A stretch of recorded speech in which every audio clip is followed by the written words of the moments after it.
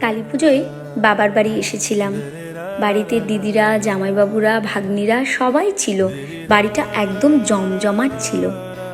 মেয়েরা না যতই আধুনিক হয়ে যাক না কেন, যতই ওয়েস্টার্ন ড্রেস পরুক না কেন, মেয়েদের এই শাড়ি পরা, আলতা লাগানো, এইসব আমার মনে হয় বেশিরভাগ মেয়েরাই পছন্দ করে।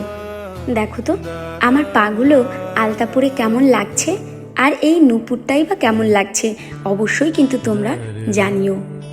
কালী পুজো মানেই কিন্তু আলাদাই একটা আনন্দ। চারিদিকে এত আলো, লাইটিং, এত বাজি ফটকা। তবে বাজি ফাটানোর সময় অবশ্যই খেয়াল রেখো যাতে কোনো মানুষ বা কোনো পশুর কোনো রকম যেন কোনো ক্ষতি না হয়। নিজেরাও আনন্দ করো এবং অন্যকেও আনন্দ দাও। কালী পুজো আমি মোটামুটি বিয়ের আগে থেকেই করে আসছি। আমার বেশ ভালোই লাগে।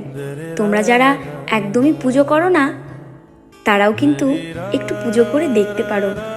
সত্যি বলছি, মনে আলাদাই একটা শান্তি আসে। তোমাদের সাথে কত গল্পই না করে ফেললাম। তোমরা সবাই খুব ভালো থেকো, সুস্থ থেকো।